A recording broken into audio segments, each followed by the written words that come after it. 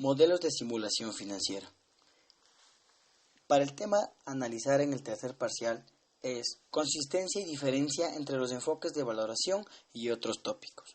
Los integrantes: Ricardo Cisneros, Isaac Catota, Leslie Mena, Marcela Ramos y Jaime Vallejo.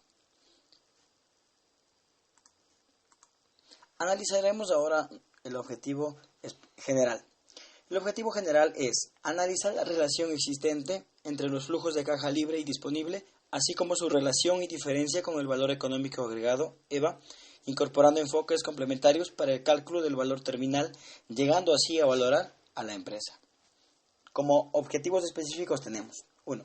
Examinar la relación existente entre los flujos de caja libre, FCLP, con el flujo de caja disponible, FCD, y el valor económico agregado, EVA, que arrojan un resultado numérico equivalente para la valoración de la empresa. El número 2, estudiar los enfoques de mercado para la valoración de empresas que negocian en mercados de accionarios y empresas que no lo hacen, analizando los elementos que determinan el valor justo del mercado. Nuestro tercer objetivo específico es estudiar los enfoques de ingresos para la valoración de empresas mediante la proyección a perpetuidad de los flujos de caja para determinar la creación de valor y generación de ingresos de las empresas. Como último objetivo específico tenemos estudiar los términos genéricos que hacen a una empresa verse enfrentada cara a cara ante un financial distress. Continuando con nuestro tema de consistencia y diferencia entre los enfoques de valoración y otros tópicos, tenemos nuestro flujo de caja libre versus el flujo de caja disponible. En este punto nosotros podemos observar cuál es la metodología para encontrar el valor del patrimonio de una empresa. Entonces tenemos al lado izquierdo el flujo de caja libre representado por flechas hacia arriba que representan ingresos de dinero. En la parte derecha tenemos el flujo de la deuda que se representa por flechas hacia abajo porque estas son representadas por egresos de dinero. Entonces los dos temas traemos a valor presente neto a través de una WACC y el flujo de la deuda a un valor presente neto a través de la CADE, en el cual nosotros obtenemos estos dos valores, que es el valor de la empresa y el valor presente neto de la deuda, los sumamos para obtener el valor del patrimonio. Aquí nosotros debemos tener en cuenta que el flujo de caja libre trae a valor presente los flujos de caja a una tasa WACC y trae los flujos de la deuda a una tasa distinta CADE. También teniendo en cuenta el rollover. ¿Qué es el rollover? Aquí esto nos menciona que no se tiene en cuenta las disminuciones de las cuentas de deuda a largo plazo del balance de general para no tener una estructura financiera cambiante, porque nosotros debemos de tener constante durante la vida del proyecto y así se pueda desarrollar con normalidad.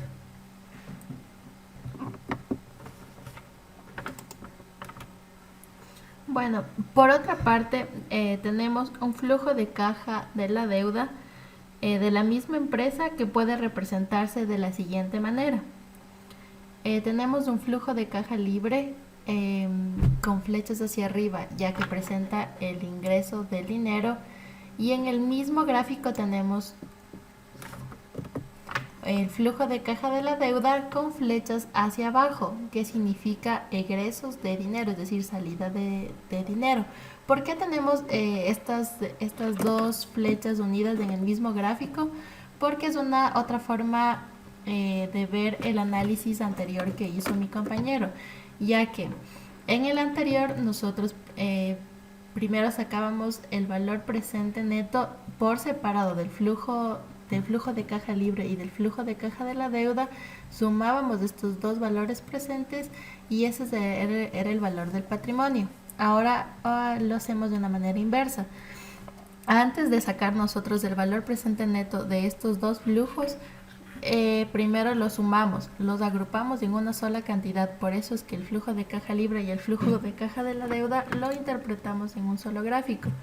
Se lo suma y una vez obtenida esta cantidad global, esta se la trae a valor presente neto considerando una tasa de descuento que es la WACC, que para tener armonía en su resultado numérico, la WACC debe ser igual al costo de la deuda, a una tasa de costo de la deuda, y debe ser igual a una tasa de del costo de los recursos propios apalancados.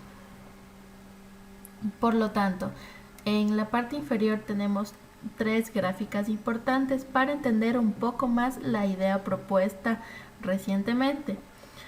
El flujo de caja libre se lo actualiza a través de una tasa WACC. El flujo de caja de la deuda lo actualizamos a una tasa del costo de la deuda. Y el flujo de caja disponible lo actualizamos a una tasa de descuento que es el costo de los recursos propios. Entonces, la única manera para que el valor presente del flujo de caja libre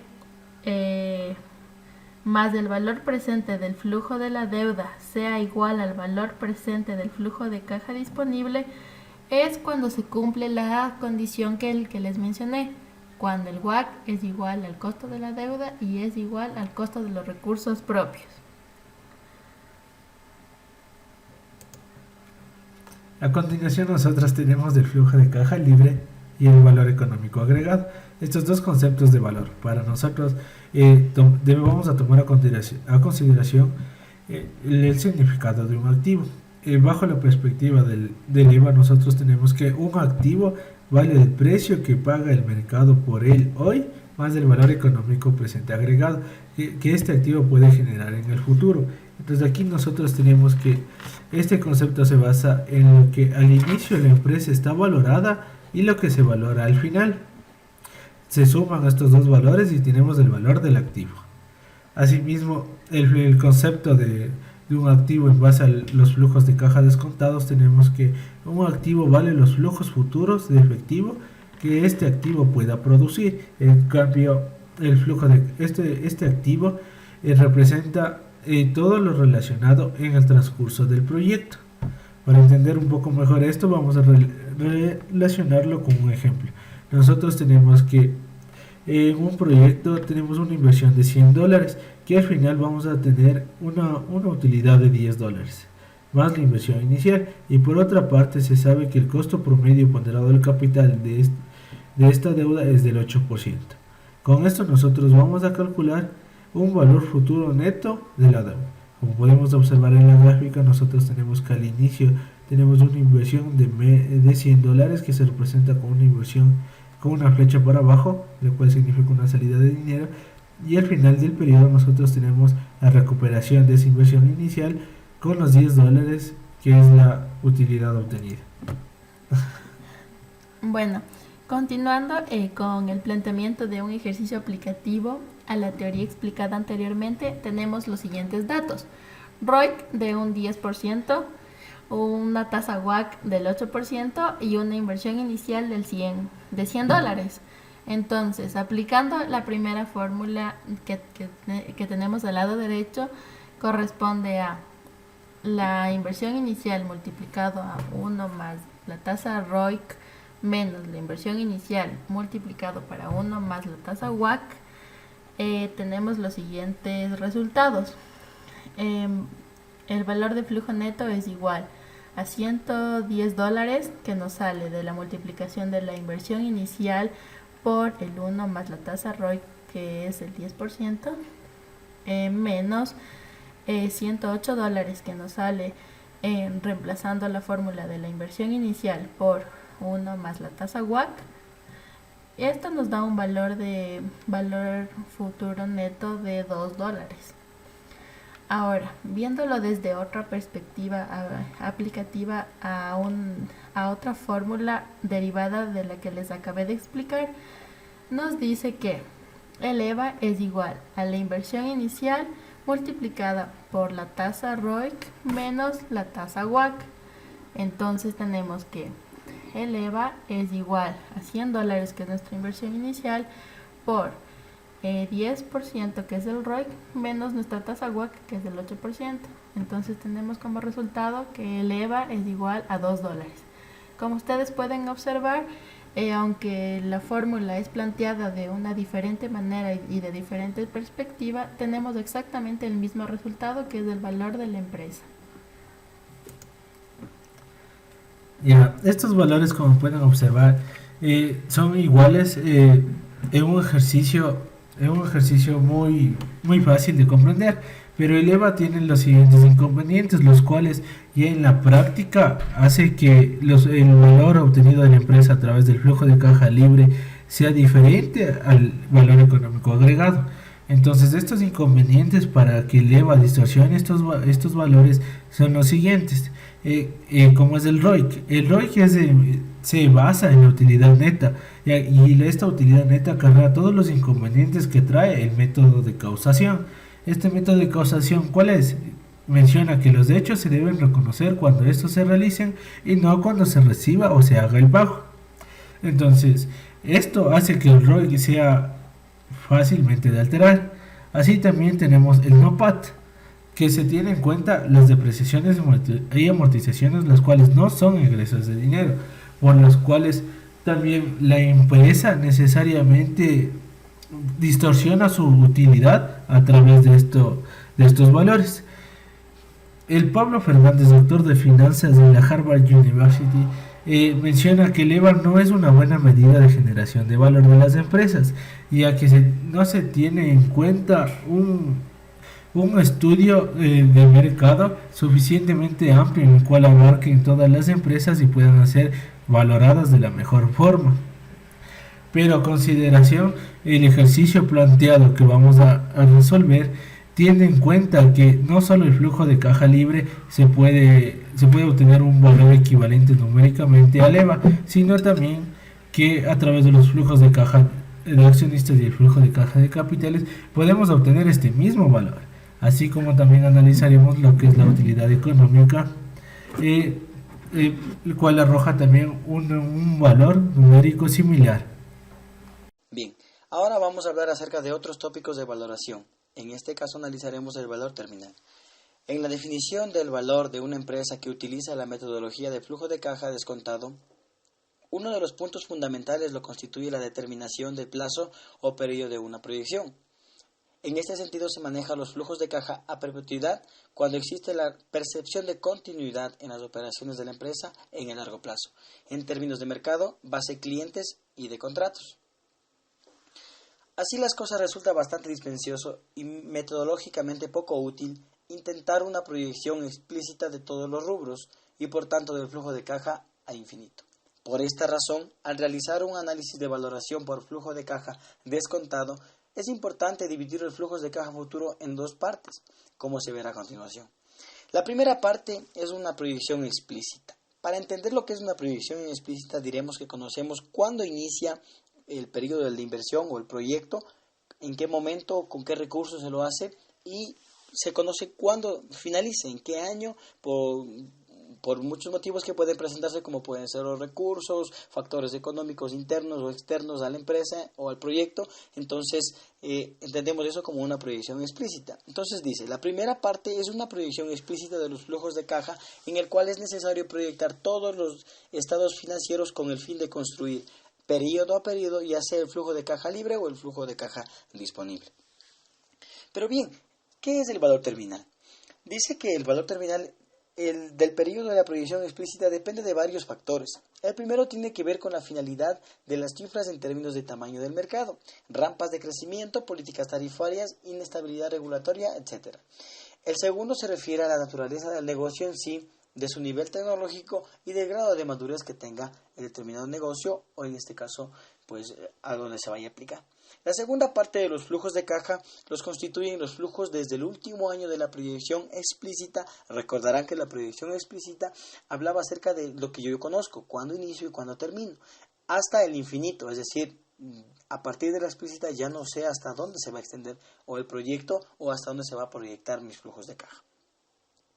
Es decir, bajo la presunción de que la continuidad del negocio en el largo plazo está garantizada. De esta forma los flujos adoptan la denominación de valor terminal. ¿Pero qué es el valor terminal? El valor terminal hace referencia a lo siguiente. Dice que es el valor presente traído al último año del flujo de caja explícito, es el valor presente de todas las perpetuidades que se pueden ir generando a partir de la proyección explícita. El valor terminal. El valor terminal dice que es el valor residual Es valor residual que busca simular el valor del negocio a partir de la proyección explícita, y en este orden de ideas existen dos posibilidades metodológicas que ya las mencionamos anteriormente, pero que lo vamos a ir mencionando en este ejercicio conforme vayamos avanzando, como lo es el enfoque de mercado y el enfoque de ingresos. Enfoque del mercado para valorización de una empresa. Como primer término, tendremos que hablar sobre el valor del mercado, que nos presentará beneficios claros en términos de confiabilidad, ya que estas empresas deben encontrarse en mercados accionarios eficientes, en donde su valor sea el actual, y se lo puede aproximar el valor de la empresa al valor que se indica en el mercado o que se negocien en la bolsa de valores con las acciones, o el valor que se indique por cada acción. Un ejemplo claro tenemos utilizando los múltiplos de mercado, que puede ser el EBIT, el EBITDA, ingresos y el EPC. El EBITDA son los beneficios antes de impuestos, intereses, depreciaciones y amortizaciones. El EBIT, que son los beneficios antes de impuestos e intereses, ingresos, y el EPC, que son los ingresos por acción. En donde tenemos aquí un sector, dentro de un sector farmacéutico, varias empresas, en donde calcularemos el market value a través del valor de la acción por el número de acciones, y lo dividiremos para cualquier múltiplo que queramos. En este caso lo dividimos para el EBIT, que son los Earnings Before Interest, Tax, Depreciation y las amortizaciones, dándonos un valor de 5.2 para la primera empresa, 6.0, la segunda 6.2, y así consecutivamente hasta tener un valor de 5.7, un valor promedio dentro de todas las empresas farmacéuticas. Este valor promedio será el valor terminal, expresado como BT, y este se deberá multiplicar para el EBITDA de la empresa, o de la empresa que desearía calcular yo, que debería estar dentro de la industria farmacéutica en el último año de proyección. Así obtendría el valor de mercado. Pero como existen empresas que se encuentran negociando en valores o mercados eficientes, hay empresas que no están dentro de mercados eficientes y que no emiten acciones en bolsa de valores. Para estas empresas no existe un valor único de mercado. Ya. Para estas empresas existen varios tipos de mercado, varios tipos de valores de mercado, ya que el valor de mercado en sí estará reflejado por el precio final de transacción, pero también nosotros tendremos otro valor mediante la utilización de metodologías de valoración de empresas, que ya lo hemos visto en anteriores semestres. Existe una diferencia entre estos dos valores, ya que el valor de mercado cuando se presenta en mayor cantidad que el valor de las metodologías de valoración de empresas, procederemos a realizar la siguiente pregunta. ¿Cuánto un inversionista estaría dispuesto a pagar por una empresa valorizada a precios superiores al de su mercado actual? Pues aquí tenemos la respuesta, en donde la diferencia de estos dos tipos de valores es conocida como prima de control. La prima de control va a ser la diferencia entre el precio final de transacción y la valorización mediante las metodologías de valorización, ¿no? Y entonces tenemos que la prima de control no es más que ese plus o adicional que los inversionistas identifiquen como oportunidades y fortalezas para aprovechar las sinergias que actualmente la empresa no está dando y estimular sus drivers, o que también les pertenezcan o les permanezcan en posiciones estratégicas en su mercado. Esto es cuando los inversionistas identifican estos tipos de valores adicionales que podrán generar flujos de caja mayores en un futuro y que no están reconocidos en la valorización, podrán o pueden llamarse como prima de control, dándonos como precio final de transacción el equity value más el valor estratégico, que sería la prima de control, o lo que los inversionistas estarían dispuestos a pagar para aprovechar estas oportunidades y fortalezas de la empresa. Existe un problema en el anterior término, ya que cuando no existen interesados y solo existe una persona o un comprador, este comprador no va a reconocer esta prima de control, ya que no estará en su calidad de de comprador o más, o cuando existan bastantes compradores, no se sentirá en esa necesidad de poder agregar ese plus o ese valor que le permita tener ese control aprovechar esa oportunidad en el cual mencionamos que el valor, mencionamos que la módara da un resultado que es el BMF, que sería el valor de la empresa a valores razonables o a valor justo de mercado, en el que tenemos que el BF sería el valor calculado por las diferentes metodologías de valoración de empresas, P, takeover, que sería la probabilidad de venta de esta empresa, y el CB, que sería en sí el valor de control que estarían dispuestos a pagar los inversionistas para poder gestionar o para poder realizar cambios en esta empresa. Existen cuestiones de interés que tenemos que mencionar, ya que en sí, a pesar de ello, existen estas cuestiones complicadas, pues quien vende estaría interesado por cobrar un monto adicional por ceder el control de su compañía, que estaría puesto el vendedor, mientras que el comprador no estará interesado en pagar por un trabajo que él mismo va a realizar a través de las sinergias o cambios que implementará en un futuro. Por eso es importante que tanto el comprador y el vendedor se encuentren negociando en un mercado donde existan varios interesados en este tipo de mercado, y así asegurar una pugna y una prima mayor por el control de la compañía, ya que estos interesados estarían dispuestos a subir un poco el valor el valor de la empresa, debido a que ellos pueden aprovechar oportunidades que actualmente no lo está haciendo la empresa. Y esto sería dentro del enfoque del mercado. Bien, ahora nos corresponde hablar acerca del Financial Distress. Muchos se preguntarán de qué va esto, de qué trata esto. Nosotros lo conoceremos para el caso como un apuro financiero. Y si hablamos de apuro financiero, hacemos referencia a aquellas empresas que de una u otra manera están pasando algún tipo de crisis financiera, hablándolo así en estos términos, o están pasando algún tipo de apuro financiero. Entonces vamos a definir lo que es el Financial Distress. Dice que un negocio no exitoso puede definirse de diversas formas, de acuerdo con el problema al que se enfrenta. Así, en la literatura se encuentran 4 términos genéricos que se refiere a una empresa que enfrenta Financial Distress. Estos son la falla, insolvencia, default y bancarrota. Lo vamos a analizar a continuación uno por uno. La falla. Desde el criterio económico, este término implica que la tasa de retorno de las inversiones actuales, teniendo en cuenta las consideraciones de riesgo, es significativa y continuamente menor que las tasas de retorno de otras inversiones. Desde el punto de vista, el retorno promedio de las inversiones es menor al costo de capital de la empresa. Ahora hablemos de otro término genérico que es la bancarrota. Bancarrota es una situación de insolvencia crónica. Se da a partir de una declaración formal de bancarrota, la cual está acompañada de una petición para liquidar sus activos o entrar en un programa de recuperación. La bancarrota permite a una empresa en problemas pueda continuar existiendo en lugar de liquidar sus activos en beneficio de los prestamistas. El supuesto básico es que la empresa, como un ente en marcha saludable, vale más que el valor de los activos vendidos en el mercado. Otro término genérico es el default. Este término siempre involucra a la relación entre la firma deudora y sus prestamistas. El default ocurre cuando el deudor incumple con alguna condición de un acuerdo previamente firmado con el prestamista, lo cual puede llevar a tomar acciones legales. Ejemplo, la violación de algún covenant en un contrato de deuda. En caso de default puede negociarse los contratos, situación que puede ser utilizada para señalar el deterioro del desempeño financiero de una firma. Por último tenemos otro término genérico que es la insolvencia. Este término describe un desempeño negativo de la firma. Existe cuando una firma no puede cumplir con sus obligaciones corrientes, lo que se evidencia por una falta de liquidez.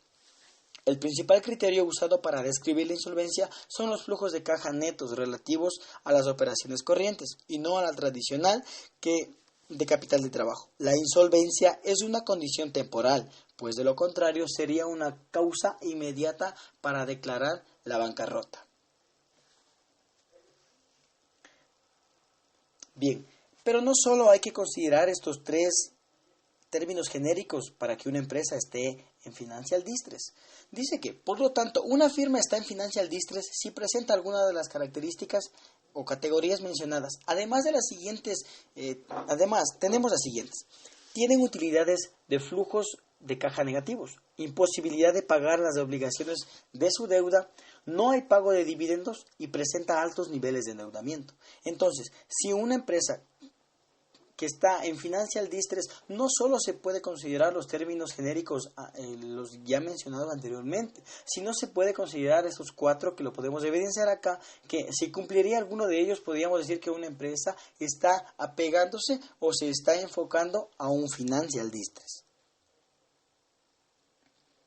Bien, Financial Distress, valoración de la firma. Cuando las firmas se encuentran en distress, es difícil aplicar los modelos de flujo de caja descontado por su valoración, y el modelo que se elija depende de la gravedad de la situación de la firma cuando ésta no va a entrar en un proceso de liquidación en el corto plazo. Existen soluciones factibles para valorarla utilizando los modelos de flujo de caja descontado. A continuación les vamos a explicar el ejercicio práctico. El ejercicio práctico se obtuvo de un paper, el cual es el siguiente. Coinciden el EVA y utilidad económica con los métodos de flujo de caja descontados en la valoración de empresas. Este paper fue realizado por Ignacio Vélez Pareja del Politécnico Colombiano. A continuación vamos a proceder con el ejercicio.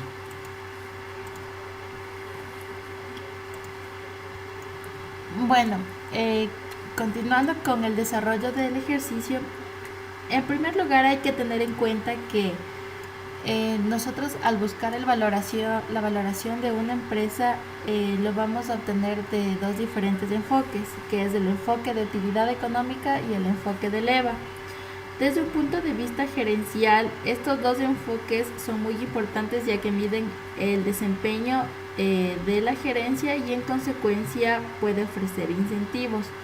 Pero desde el punto de vista de la valoración de empresas, estos 2 métodos tienen problemas porque utilizan valores en libros y no valores de mercado. ¿A qué nos referimos con valores en libros? Son los valores que ya están prescritos en los balances de la empresa, como es el patrimonio, la deuda y los recursos propios.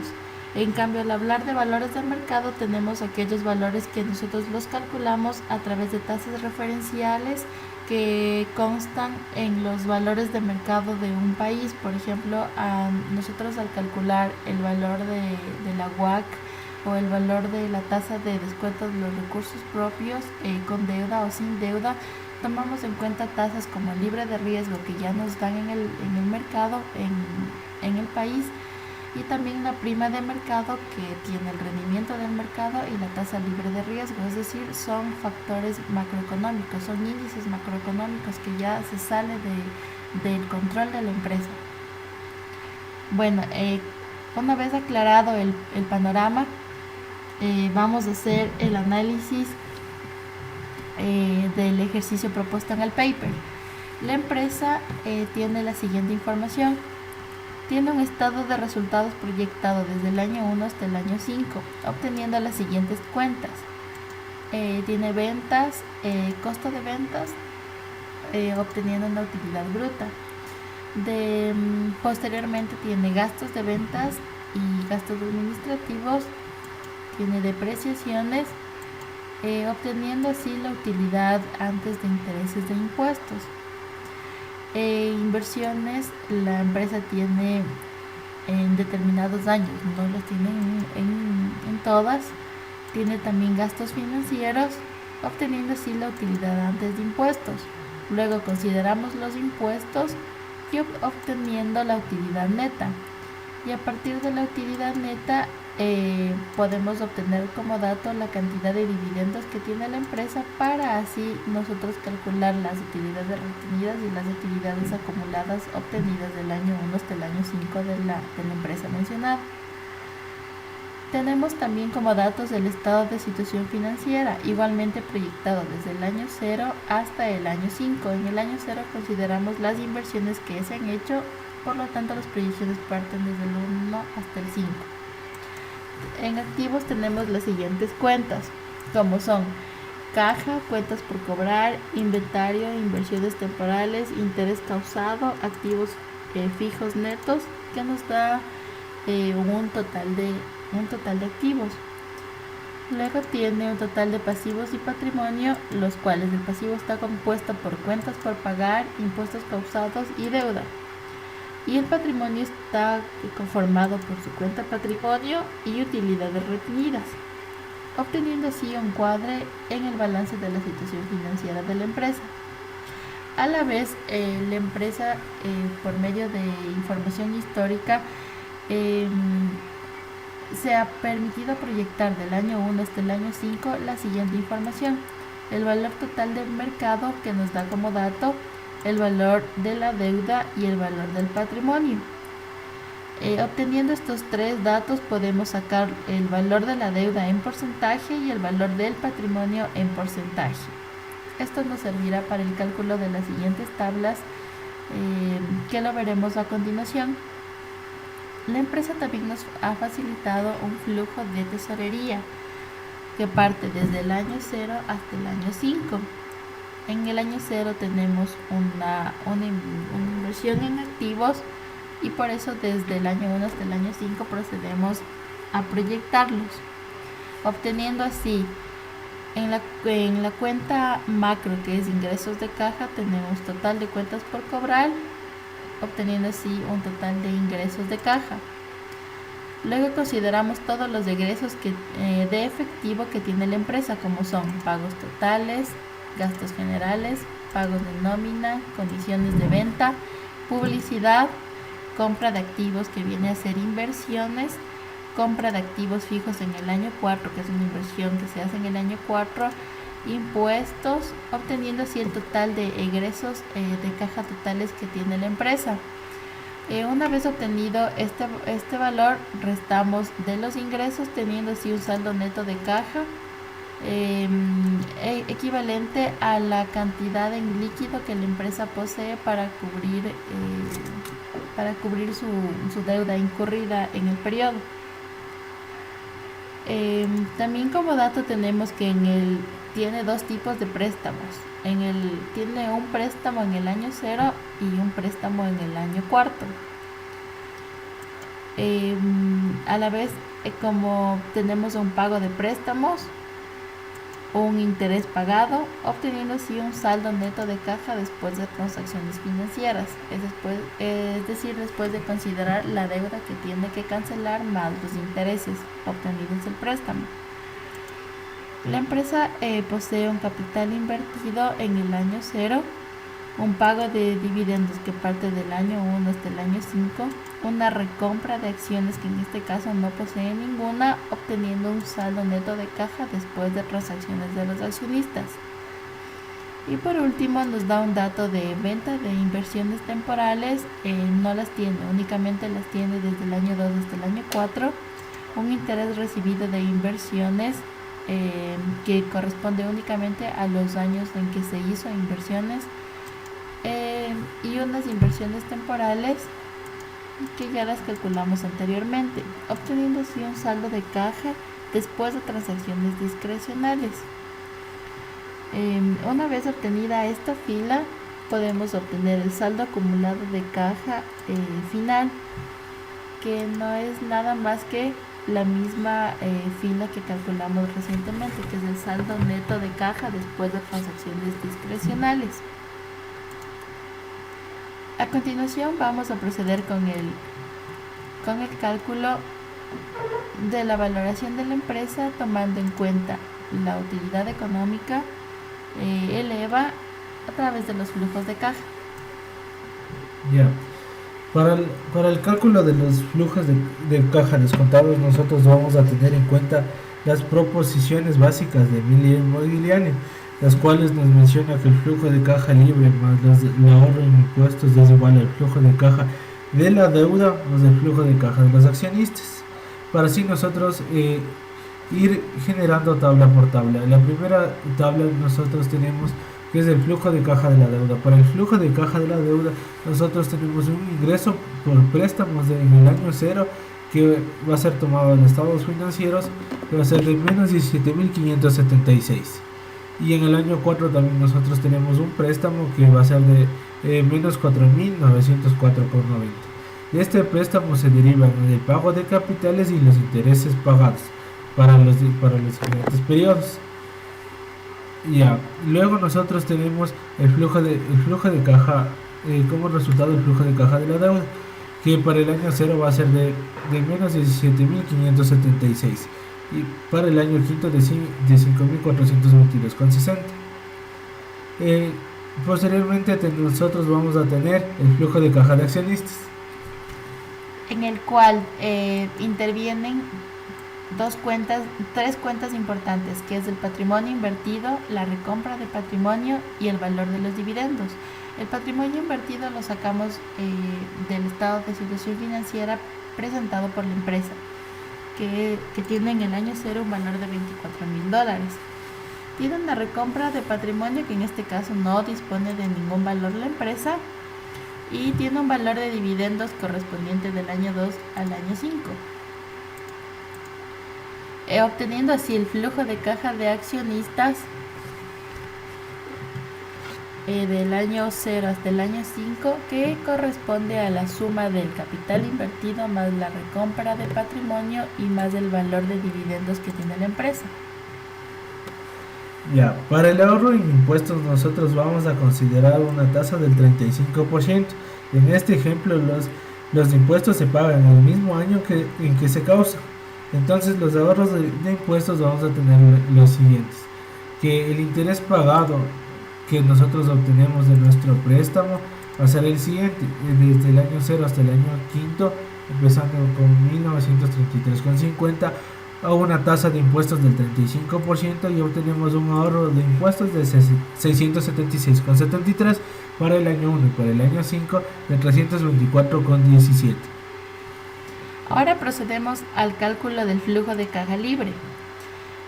Como ya lo mencionamos anteriormente, este cálculo lo hacemos en base a las teorías de Miller y Modigliani, teniendo la siguiente fórmula: flujo de caja libre es igual al flujo de caja de la deuda, que ya lo calculamos anteriormente, más el flujo de caja de accionistas y menos el ahorro de impuestos. Entonces, únicamente pasamos las filas de cálculos anteriores. Flujo de caja de la deuda, como ya lo pudieron observar, lo calculamos desde aquí. Entonces únicamente pasamos los valores del año 0 hasta el año 5. Flujo de caja de los accionistas ya lo calculamos recientemente, como ustedes lo pueden observar. Aquí está todos los flujo de caja de accionistas. Y obteniendo así, sumando los dos valores, tenemos el flujo de caja y considerando el ahorro en impuestos, que lo calculamos recientemente, como ustedes pueden observar en la tabla anterior. Entonces únicamente pasamos los valores ya calculados. Entonces, haciendo referencia al cálculo del flujo de caja libre a través de la teoría MM de Miller y Modigliani, tenemos que el flujo de caja libre, flujo de caja de la deuda, menos el flujo de caja, más el flujo de caja de los accionistas y menos el ahorro fiscal, obteniendo así los siguientes valores desde el año 0 hasta el año 5. El año 0 tiene un valor negativo porque estamos considerando inversión. Para el flujo de caja de capitales nosotros tenemos en cuenta la proposición que el capital cash flow es igual al flujo de caja de la deuda más el flujo de caja de los accionistas. Nosotros obtuvimos el flujo de caja de la deuda de la tabla número 1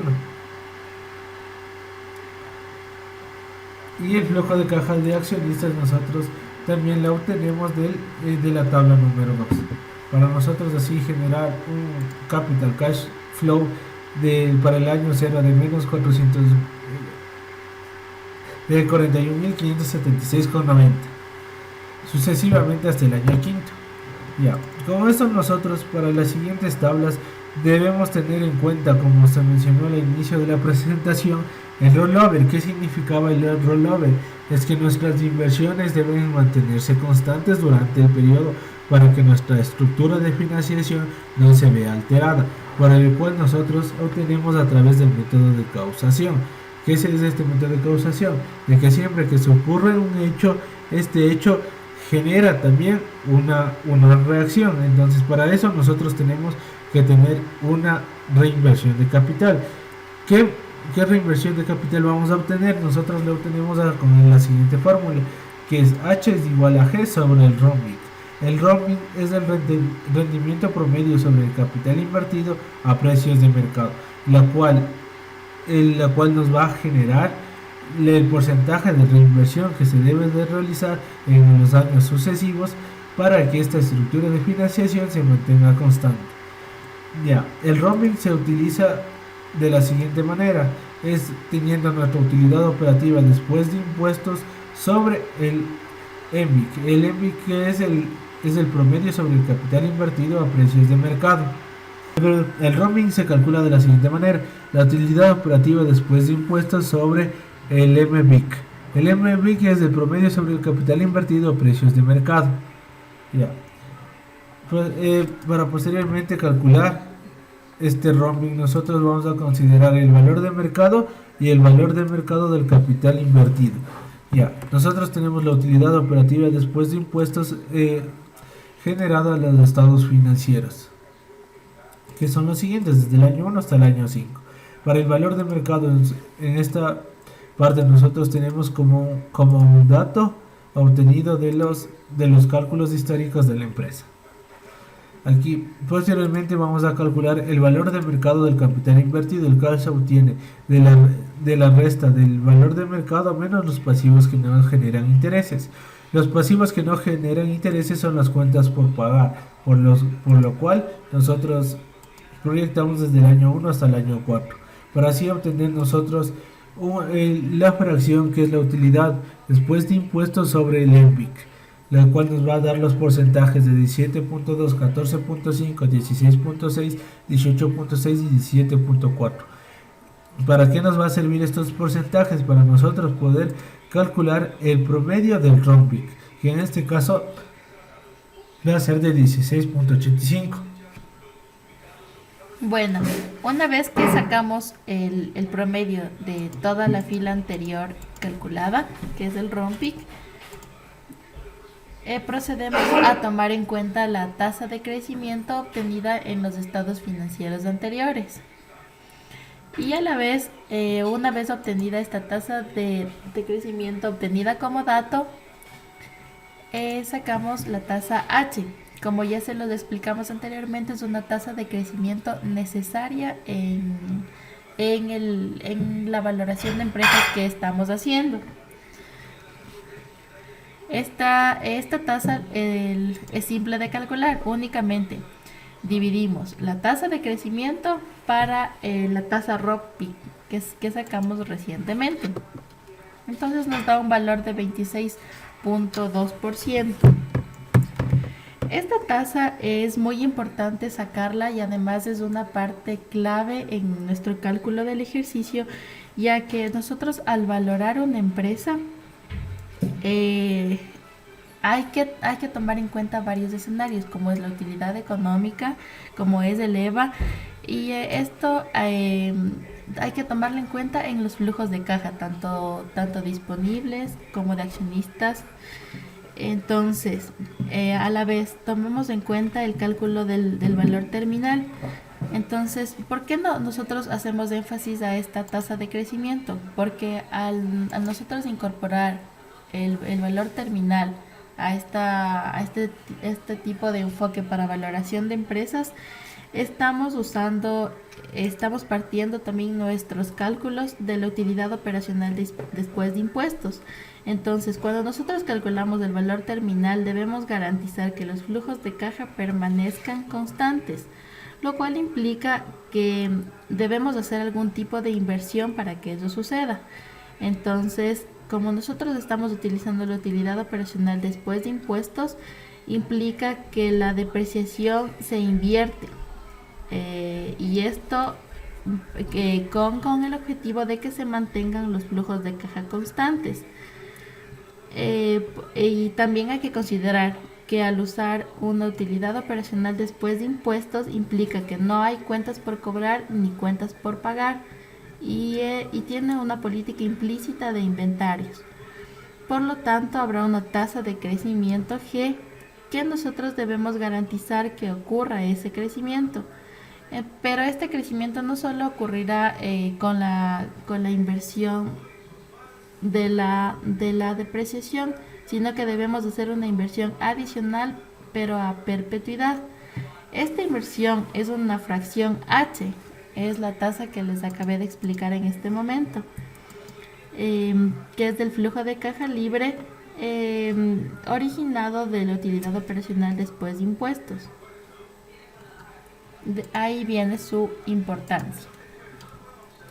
Ya, a continuación nosotros vamos a calcular la WACC a perpetuidad. Para esto nosotros tenemos el costo del patrimonio sin deuda, que es la KU, que obtenemos un 21%, el costo de la deuda de un 11%, la tasa impositiva del 35%, y teta que es el valor de 30%, que significa el porcentaje de reinversión requerido para el proyecto. Calculamos nuestra WACC a perpetuidad con la siguiente fórmula: la KU menos la tasa impositiva por la KD y por teta. Aquí nosotros tenemos que la WACC nos va a generar un valor de 19.85%. Posteriormente calcularemos el valor terminal. Para el valor terminal nosotros tenemos la siguiente fórmula. Como se generó en la exposición, nosotros tenemos que esta fórmula adicional, nosotros tenemos que es 1 menos h. Colocamos de esta fracción de 1 menos h porque se requiere de una inversión necesaria para que no se altere su estructura de financiación en un largo plazo. Con los datos obtenidos, nosotros generamos un valor terminal de 46.414.78, el cual se obtiene a través de la WACC a perpetuidad y de los datos antes mencionados. Ahora procedemos al cálculo de la recuperación de activos corrientes. Esto tenemos 4 tipos de recuperaciones de activos corrientes, como es la recuperación de dinero de caja, recuperación de cuentas por cobrar, recuperación de inversiones temporales, recuperación de cuentas por pagar, obteniendo así un total de recuperación de activos corrientes. Cabe resaltar que el efectivo de caja se puede recuperar inmediatamente, mientras que las cuentas por cobrar y las cuentas por pagar se recuperan y pagan el año siguiente. En nuestro ejemplo sería el año 6.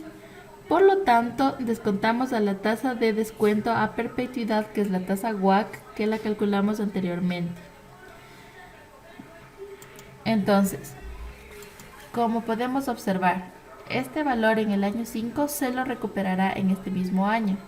En cambio, en este valor de cuentas por cobrar y cuentas por pagar, se lo tenemos que traer al valor presente a una tasa WACC, que la calculamos recién al 19.85%. Esto hacemos para cobrarlo en el año 5, para no tener que esperar al año 6. Una vez que hemos calculado este rendimiento, lo descontamos a la misma tasa, obteniendo el valor que aparece en el balance general. Entonces, procedemos a calcular el valor terminal ajustado, que es la suma de el total de recuperaciones de activos corrientes, todo lo que yo recuperé en el año 5, más el valor terminal calculado anteriormente. Este valor terminal ajustado es igual, como ya les mencioné, al valor terminal más la recuperación de activos corrientes. Esto significa que el valor terminal para el accionista, o sea, para el flujo de caja de accionistas, tiene que ajustarse restando de esa deuda, y el flujo de caja de la deuda debe ajustarse con la suma de pago de ese valor de la deuda, para lo cual calculamos la siguiente tabla.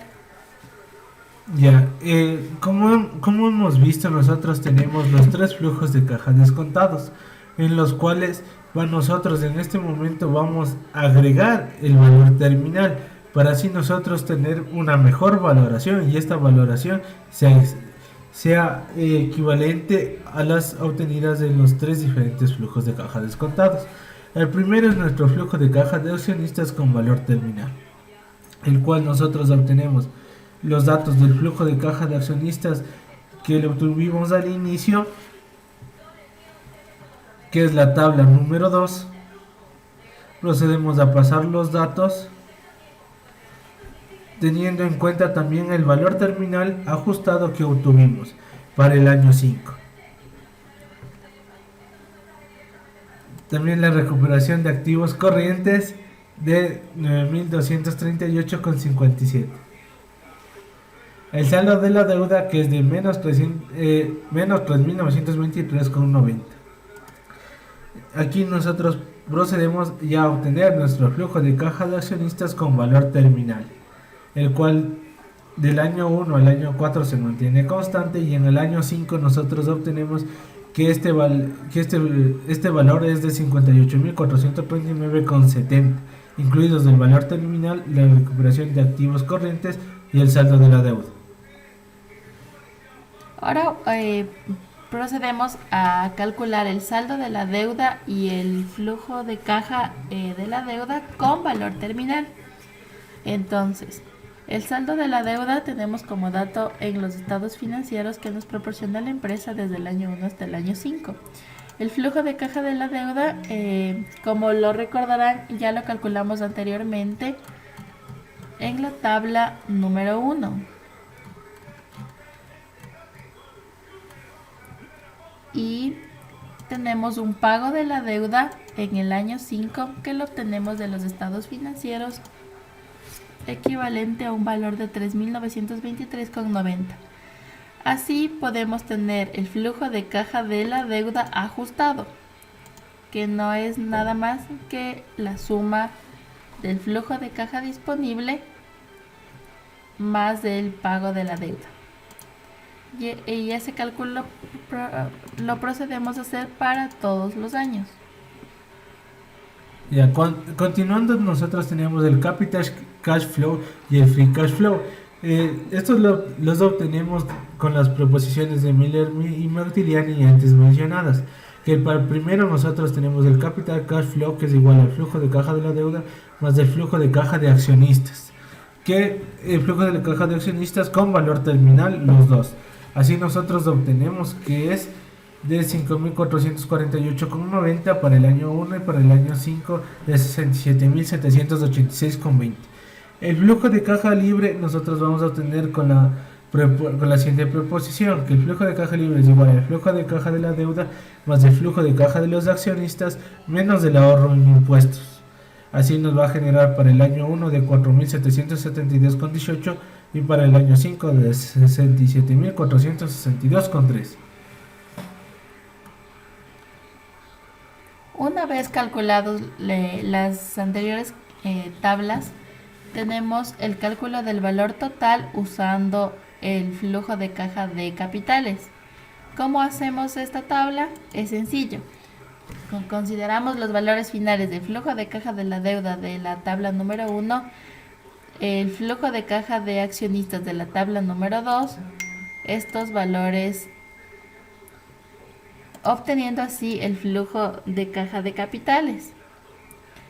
¿Cómo obtenemos este flujo de caja de capitales? Pues sumando el flujo de caja de la deuda más el flujo de caja de accionistas. Una vez obtenido este flujo, tenemos que descontarlo a una tasa WACC para el flujo de caja de capitales de costos de capital sin deuda. Tenemos como dato calculado de 21%. Esto lo sacamos del cálculo siguiente. Aquí nos da como dato, como podemos observar, es dato que nos da la empresa. Entonces, procedemos a traer al valor presente a cada uno de los flujos de caja de capitales considerando esta tasa, teniendo los siguientes valores que ustedes pueden observar en la pantalla. Ahora, obtenemos el valor de la deuda total que la sacamos de los estados financieros de la empresa, obteniendo así un valor de patrimonio considerado el valor total de la firma, es decir, en los flujos de caja del flujo de caja de capitales descontados a una tasa WACC con costo de los recursos sin deuda, restado la deuda que tiene la empresa. Así tenemos el valor del patrimonio del flujo de caja de capitales usando el valor total. Como podemos observar, nosotros obtenemos el primer valor para nuestra empresa, el cual obtuvimos del flujo de caja de capitales. Ese va a ser nuestra primera valoración. Para la siguiente valoración nosotros utilizamos el flujo de caja libre. Para el flujo de caja libre nosotros obtenemos los datos de los ya calculados de la tabla número 8, en la cual nos genera el flujo de caja libre con valor terminal. También obtenemos el ahorro en impuestos de la tabla número 3. También tenemos el costo promedio sin deuda del patrimonio, que es el 21%, que es como dato, para así nosotros tener la relación del ahorro en impuestos sobre el valor total de 1.52%, y así generar una WACC de 19.48 por el año 1 hasta el año 5 de 20.42%, la cual se calcula a través de la siguiente fórmula, que es la KU menos el ahorro en impuestos sobre el valor total de la empresa. Posteriormente calculamos el valor total de la empresa trayendo a valor presente a través de la tasa del 19.48% los flujos de caja libre con valor terminal. Posteriormente nosotros tenemos la deuda. La deuda ya está generada en los estados financieros, el cual solo procedemos a restar el valor total de la empresa menos la deuda y así generar el patrimonio. Con esto nosotros tenemos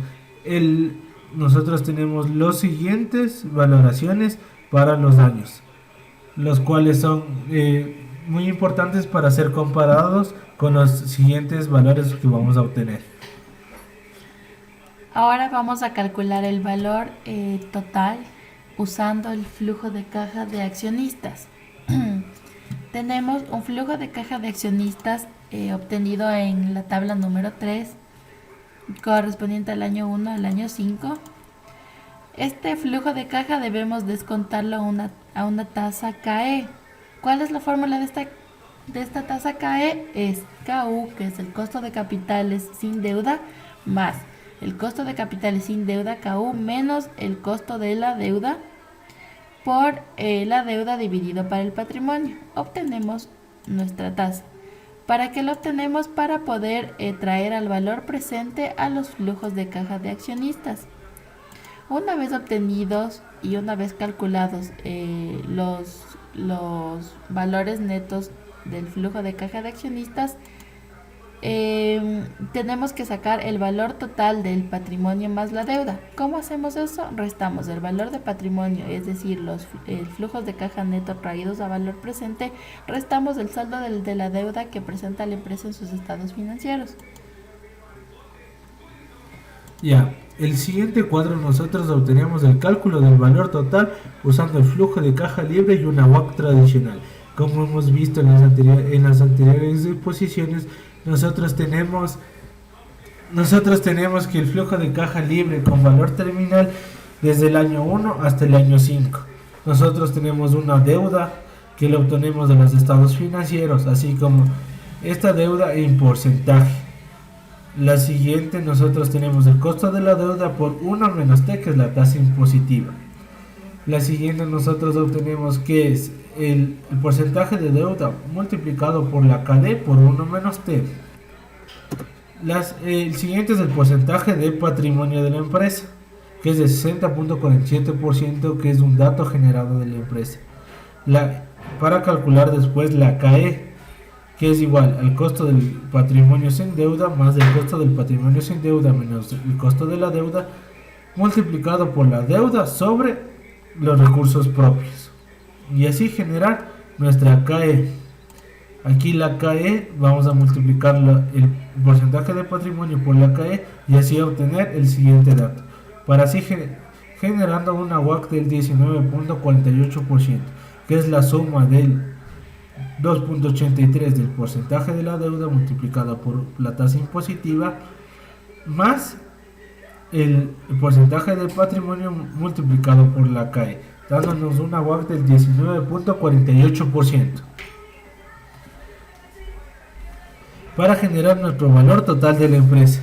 Nuestro valor total de la empresa traemos a valor presente a la tasa WACC, generando desde el año 0 hasta el año 4, el cuarto valor de la empresa. Obtenemos el valor del patrimonio solo restando el valor total menos la deuda, y así obtenemos nuestro valor del patrimonio.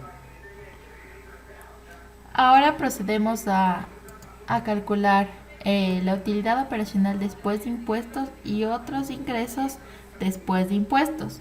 Entonces partimos de la utilidad antes de intereses e impuestos que nos proporcionan los estados financieros de la empresa.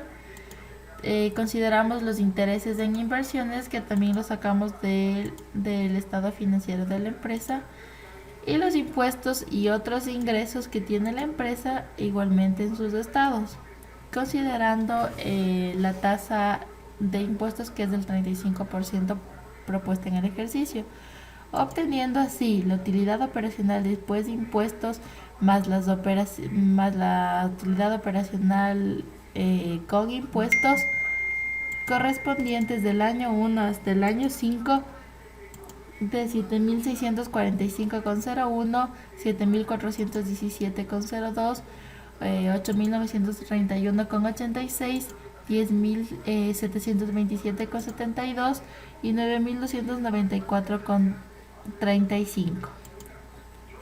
De esta forma nosotros hemos obtenido a través de los flujos de caja descontados los valores similares del valor de la empresa, los cuales ahora vamos a proceder a compararlos, como se explicó al inicio del libro, con el cálculo del EVA. Para el cálculo del EVA nosotros debemos tener en consideración nuestra utilidad operacional, otros ingresos, impuestos sobre la utilidad operacional ya mencionados en la tabla anterior. Para esto procedemos a la utilidad operacional sumar los otros ingresos y restar los impuestos sobre la utilidad operativa, generando así una utilidad operativa después de impuestos de 7.645 para el año 1 y para el año 5 de 9.294,35. Los pasivos que no generan intereses, que son tomados de los estados financieros, que son de las cuentas por pagar, que empieza desde el año 1 con 2.243,40 hasta el año 5 de 2.664,50. El valor en libros en activos, como el valor del libro del capital invertido, nosotros tenemos datos de la empresa, los cuales nos van a ayudar a calcular nuestra WACC. La WACC nosotros tenemos de la tabla anterior, que se calculaba de la manera tradicional. Así también debemos tener en cuenta nuestro costo de capital invertido. Nuestro costo de capital invertido nosotros lo obtenemos de la multiplicación del valor en libros del capital invertido por la WACC, y así nos genera nuestro costo de capital invertido sucesivamente. El siguiente paso es el cálculo del EVA.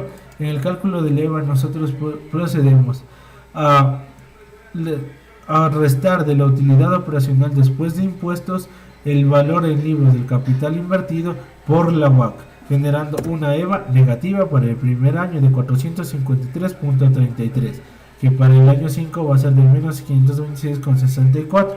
Y nosotros debemos tener en cuenta que el patrimonio juega un papel importante, ya que aquí nosotros tenemos un valor de liquidación que debemos obtener solo el valor extra entre el valor terminal y el valor de liquidación para el cálculo terminal en el año último de la proyección.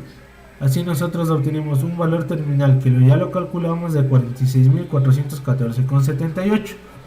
Un valor en liquidación de menos 45.577,60, que es un dato generado, más las recuperaciones que se generan durante el periodo de proyecciones, que es de 9.238,50, para así nosotros tener un EVA total desde negativo desde el año 1 hasta el año 5 de 9.549,1. Ya, una vez obtenido nuestro EVA total, traemos a valor presente con la ayuda de nuestra WACC tradicional, y así obtenemos nosotros el valor presente del EVA, que es conocido como Market Value Added, el valor de mercado agregado, para posteriormente calcular el valor de la empresa, que va a ser la sumatoria del capital invertido más el valor presente del EVA, el cual nos genera de 45.315,38 para el año 0 y para el año cuarto de 56.021,55.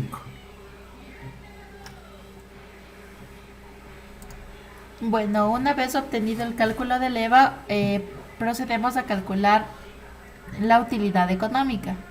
Partimos de la utilidad neta que tiene la empresa en sus estados financieros. Luego tomamos en cuenta el valor en libros de patrimonio de sus estados financieros.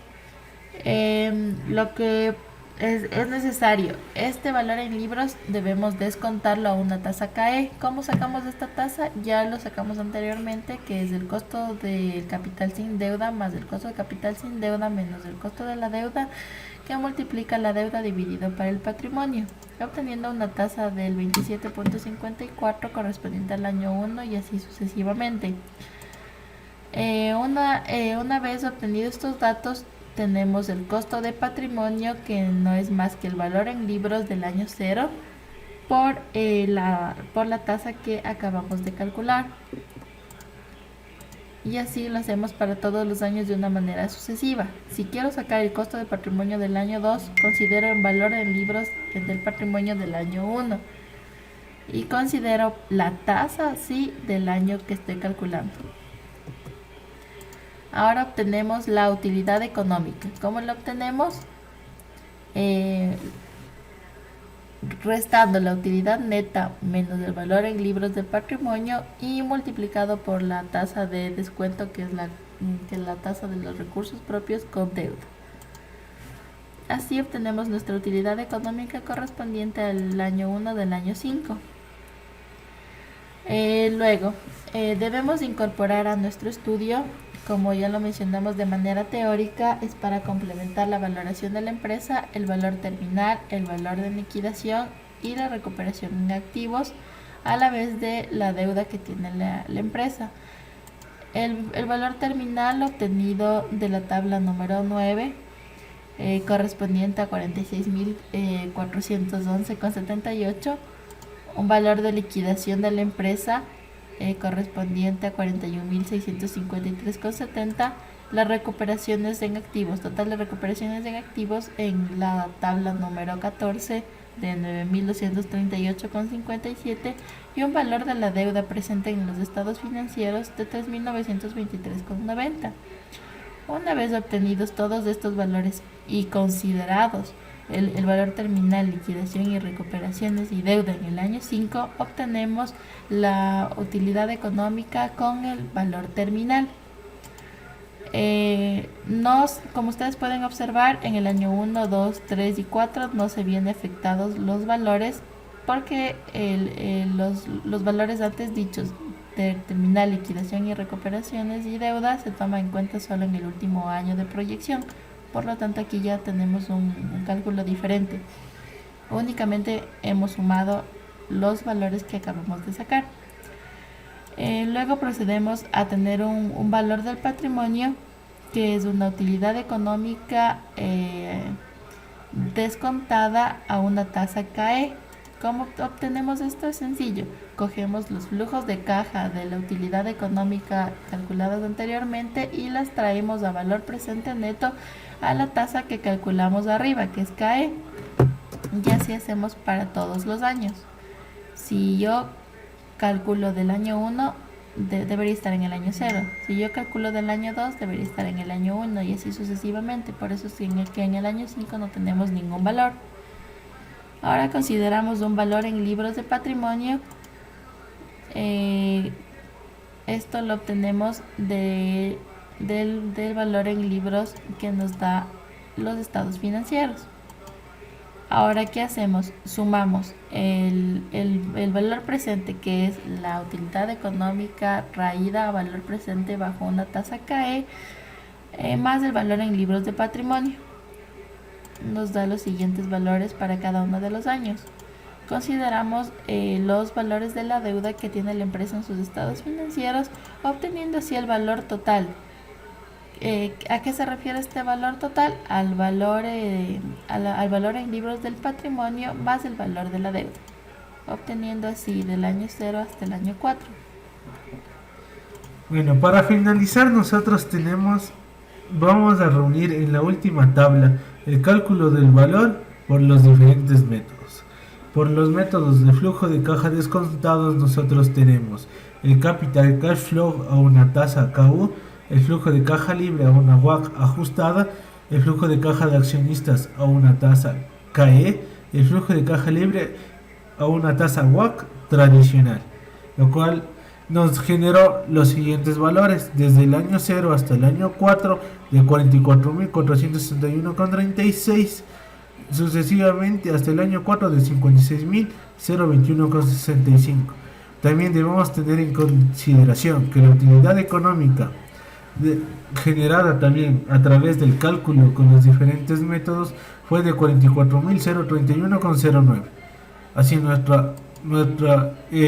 el valor económico agregado también fue del 45.315,38. Como podemos observar en la tabla, nosotros tenemos valores muy similares en cada año a través de los diferentes métodos en los cuales se calcularon, para los cuales podemos mencionar que lo expuesto por el libro tiene consistencia siempre y cuando se tomen en cuenta valores de factores externos que pueden perjudicar a la empresa, como es el valor terminal, el valor en libros, las recuperaciones en activos corrientes, así también como los valores de liquidación. Y así hemos comprobado a través de este ejercicio práctico que el flujo de caja libre, así como el flujo de caja de capitales y el flujo de caja de accionistas, genera valores numéricos similares a los obtenidos por la utilidad económica y también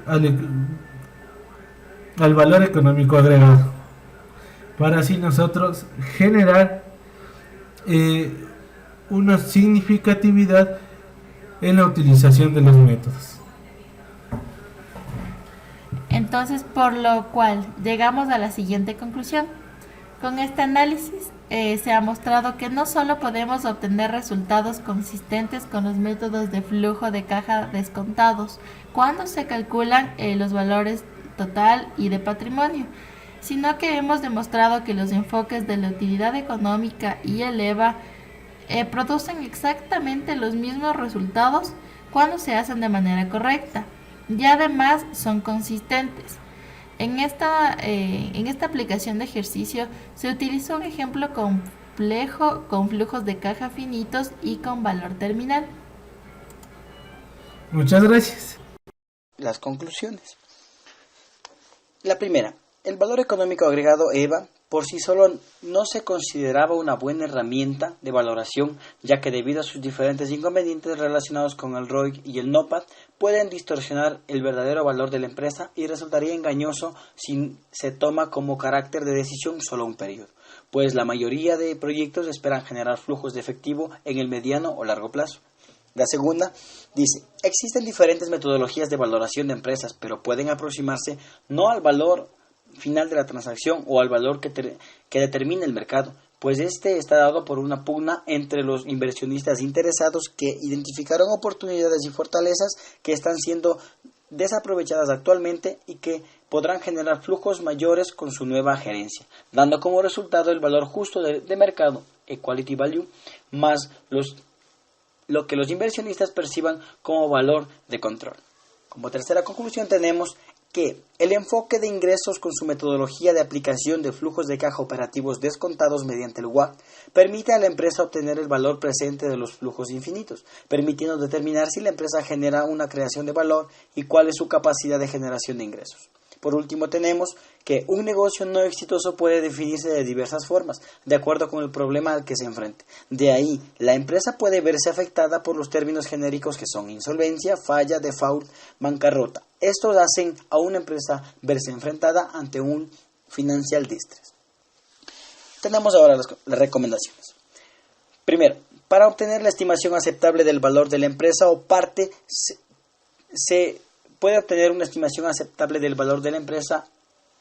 Se puede realizar a través de los diferentes métodos en su conjunto, ya que individualmente presentan varios inconvenientes que podrían afectar al cálculo del valor empresarial.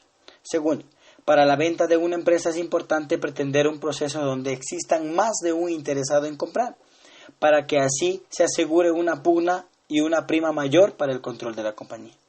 Tercera, para la valoración de una empresa es de vital importancia tomar en cuenta los varios enfoques como son el de ingresos, ya que este nos ayuda a determinar si la empresa está rindiendo o no con sus ingresos. Por último, tenemos la cuarta recomendación que dice, para conocer cuando una empresa está enfrentándose a un financial distress, no solo se debe considerar los términos genéricos, sino también se debe considerar las utilidades y los flujos de caja negativos que genere la empresa, la imposibilidad de pagar las obligaciones de su deuda y el no pago de dividendos, para así finalmente también considerar los altos niveles de endeudamiento que puede tener una empresa. Muchas gracias.